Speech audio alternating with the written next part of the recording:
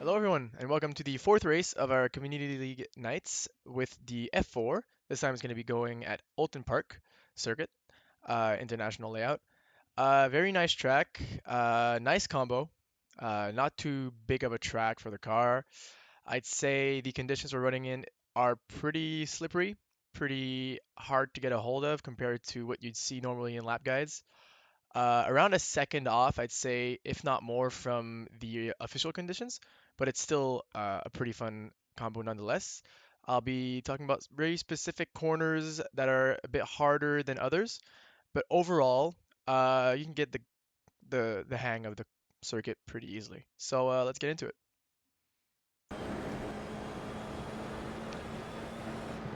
So coming to the corner here, it's very important to turn in late. You'll be very tempted to turn in early, as you should, but there's going to be a certain time you're going to have to wait. I usually follow this sort of white line. You can see that it's curving right here. Let me try and show it. It's curving all the way here until it reaches this point and then it just like goes straight. So I usually follow this line until it goes straight. Once it's gotten straight is where I start braking. You can see right here is exactly when I start braking. So like that. Again, not that much braking necessary, like most corners in this car when it's high speed corners. So we're gonna go ahead and just brake, peak around 30. Turn as less as you can, which is weird to say, but you have to turn very little in this car, and you have to let the rear and the slip angle do the work. Slip angle, if I can explain it, I'll help you visualize it before. But yeah, so try to minimize turning because you could do the corner at the same exact speed by completely just killing the fronts, just turning the car as much as you can. But that's not good first for the tire life, and it's not good for the tire temperature, and it's not good for the next corners. So ideally, you try to master just letting the slip angle do the work. What I mean by slip angle here is I'll try and show you in chase mode. That'll be the best way to do it. You can see this is the slip angle. So if you go here into camera and I just go down in the z-axis, I'll try and show you. So the slip angle is going to be just the amount that's hidden. So you can see I'm having, it's actually maybe not a good idea to be this low. I'm having about, I'd like to say 10-degree slip angle here, if not more. But you get the idea, right? It's the difference between the angle of the car from the rear wheels to the front wheels. So you can see as the corner goes on, the rear wheel is going to have a completely different. This is where the slip angle is its most proficient. It's very, very strong. You can see it. I mean, compared to where the car is going, this is like it's hard to show, but you can really see that the rears are just rotating by themselves. I'm not asking too much from the steering wheel. I'm just using braking to really tell the car what to do. It's a very fun thing to do once you've learned it. It's pretty tricky to learn, but I'd recommend doing this over killing the fronts. I'll try to show some more slip angle through the track so you get a better idea because I'm not explaining it very well right now. So I'll go back into cockpit mode here. So you're gonna turn in late. You're gonna try and get on a. You can see I'm still holding the brakes for like a very long time, very little actually. There you go. So I get back on throttle before the apex, and you want to maximize really reaching the white line most as possible without actually hitting the curb because hitting the curb is gonna throw you a bit in the air and kill the grip. Your tire's gonna be in the air. It's because you're gonna stop turning and you're gonna end up in the grass over here. So important, get as close as possible without hitting it. So keep going here, throttle.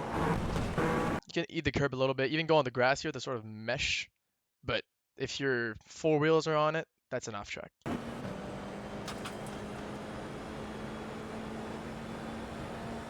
Coming to this corner here, very important to brake. It's a tricky corner to brake. I sort of use this weird texturing the devs did. I don't know what happened here, but it's where it stops being this bumpy and it just sort of calms down. I start braking, but this corner is a lot of feel. Right? I just feel when to brake. You're gonna know what I, sorry. You're gonna know what I mean when you do it. So just practice and you'll figure it out. So you're gonna want to downshift again, like the first corner. It's pretty high speed, so you're gonna want to use slip angle and just tire rotation from the rears to turn. Not that much turning in the steering wheel. You're just gonna suggest it to turn to the left. Very slight steering here. You can see I'm steering is no more than 45 degrees, and I'm just using the rears. Maybe a bit less proficient than the first corner, but it's still pretty strong. Again, you want to use that slip angle by keeping some brakes on, and once the time is right, I go and put the throttle on like this. So you see still a bit of slip angle. You can see I'm still have a certain angle between the fronts and the rears compared to my trajectory. Uh, but yeah, you gotta feel it like I said. Get on throttle. It's a sort of diminishing returns in this corner. You can get on throttle earlier, but you'll have to travel more distance by going out wider. It's a bit of a weird corner in that regard. You can take the curb a little bit, but I feel it just slows you down on the straight.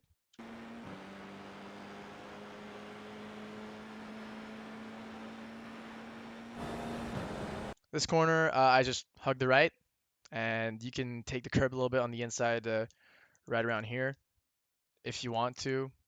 It's not that necessary. You can save a little bit of time, maybe like a couple hundredths. But it's flat out, if that's what you're wondering. So fully flat out, if your tires are not cold. And for braking here, I use this weird chalk line that's barely noticeable. I don't even know if the right graphic settings are going to show it, but I use this line right here. Or you could use also like the end of the tire barrier. Um, in a way, you could use it as like a close reference point, but I just really use when the car like makes the chalk line disappear, I just start braking as hard as possible. This corner is very tricky. It's a cambered corner. You gotta hug the inside as much as possible to keep the grip without running wide and out, but also not kill too much speed or you're gonna be slow. So braking peak pressure to around 60% for me is the right call. Holding it for a little bit because you're like going down a crest and then sort of trailing very long. You can see I try to hug the inside as much as possible. I'd say you could even do it a bit more than me. I tried getting the white line, and you can see the slip angle here is very well shown. So what you have is you have the front wheels that are on the white line, but the rear wheels are like sort of trailing behind, not really on the white line. That's slip angle right there. You can really visualize it. So again, this corner, it's hard to tell where you are once you're doing it. It's sort of unknown. Sorry about that. Sort of unknown where you are. A lot of more turning here. You're on camber. You're carrying a lot of speed, even though you're using slip angle. But I get on full throttle and keep turning. Because of that camber, you can really get hard on throttle and sort of keep turning until you get out. I try to not use the curb here because if you use the curb a bit too much, you're gonna get your wheels there and then it's sort of just gonna like glide you off the track. So try to not use the curbing here.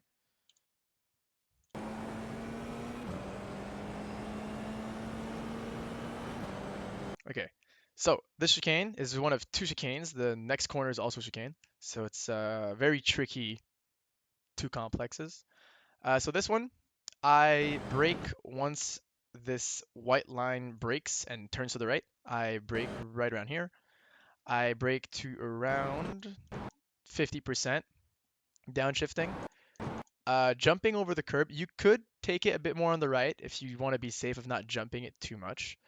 You want to downshift as early as possible. You can see I'm going back into third here and turning right as soon as possible. I'm going to put it in real time. I just want to show you each part of the corner. So going to slow-mo here. We're really trying to get as close as possible and getting on throttle at the tire wall. And trying not to off track right here is a pretty easy off track if you get your wheels there. So try to just like that. That's about the maximum you can do. And that would be a perfect corner in my opinion. The earlier you get on throttle after this tire barrier or at this tire barrier, the faster you're going to be on the straight. So all together, it's going to look like this.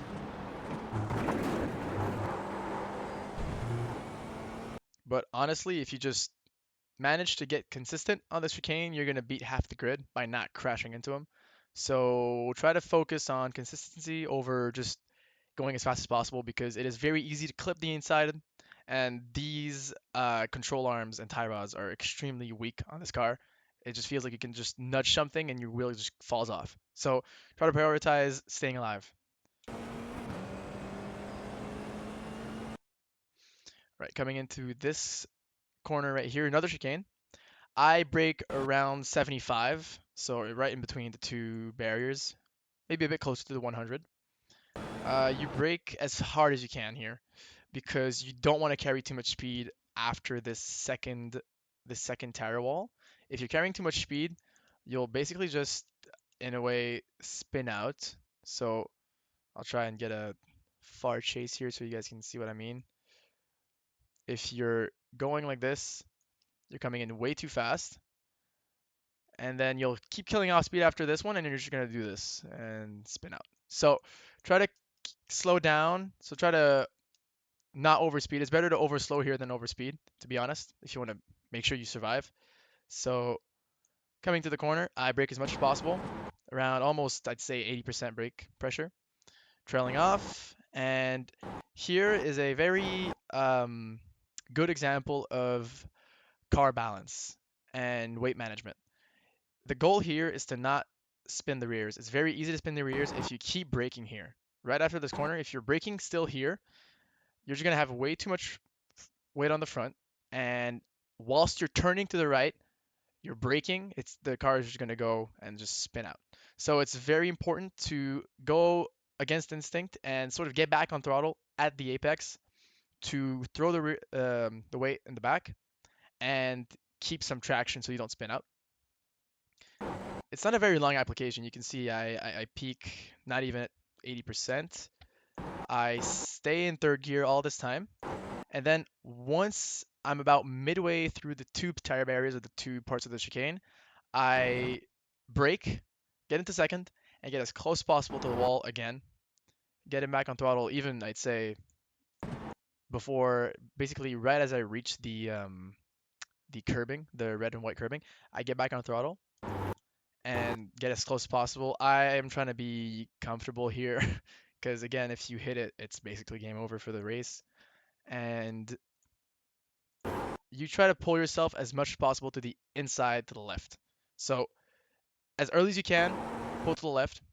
Very aggressive and sudden um, turn to the right, and it also goes down, so it's a crest, which means you have to be careful about just completely losing traction. It's very easy to do so. I think you can see in this clip too. You're going to want to do a very smooth turn in here. So smooth turn in, it's only a lift. Don't try to brake. I think it'll just make things worse. You'll get even less grip on the rears. So just lifting is enough. But very important, this sort of turning, like switching the turning, be smooth about it. Don't be too hard or it'll just lose the grip on the fronts. So I'm lifting a bit, keeping some throttle, taking the curb, and using all of the track. But if you get too aggressive on throttle, you'll probably lose a rear here too. So keep that in mind. I'll just skip through this whole part here, just a straight. All right, coming into here, I try to avoid the curb because it's very 3D. It's almost a bump here. I use, I'd say the change of cement in the road. I'm trying to show you this cement right here as a reference point. I know it's not at all close to where I'm actually braking. You could use the sort of end of the tire wall as a reference point. The second it goes off over the right wheel, you can start braking, which is also very viable. Um, like turn one, high speed corner, don't need to brake that much. All you have to do is get some slip angle. So let the rears rotate, don't turn too much. This corner you can be a bit more aggressive because there is a bit of compression at the end, so you can turn a bit more. But again, you try to use a slip angle as much as possible. So you can see here, I'm pretty sure I'm slipping a lot. I'll try to find chase like that. So if you see it from the front, you can see I'm sort of drifting this part of the corner like so.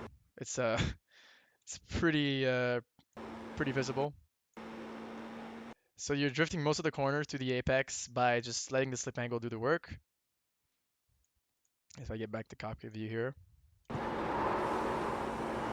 you get back on throttle very early too, because you have a lot of space on exit. Try to get as close as possible to the curbing here, but you can see that there's a tiny bit of compression right around this part, which is where you can maybe keep the steering wheel at the same angle, because usually at this part in the corner you'd be unwinding the steering wheel, but because of the camber you can sort of keep it a bit longer. So it goes like this. So I just keep turning, and then here you can stop, right? You're at the exit. So name of the game is just slip angle, hold the inside. It's better to be slow here than to be fast. If you're too fast, you'll either just completely miss this first apex and sort of miss the camber and the compression, or you'll just miss the second and just do the same thing. So try to keep it a bit on the slower side so you can really hug the two lines. You'll travel less distance, so it'll be just fast overall, and you'll probably get a better exit too.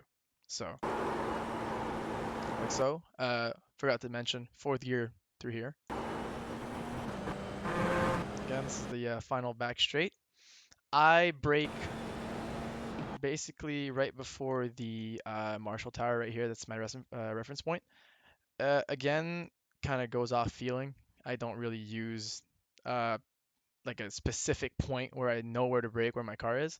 I just use in between this arrow sign to the right and the Marshall Tower. You can see I start braking. A bit of overlap. That's not good.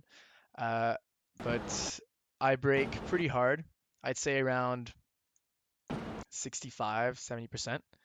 And here you're going to want to follow the curbing. This corner is very satisfying. So you get a bit of a crest here. So you get a tiny bit of understeer right here because it kind of falls down.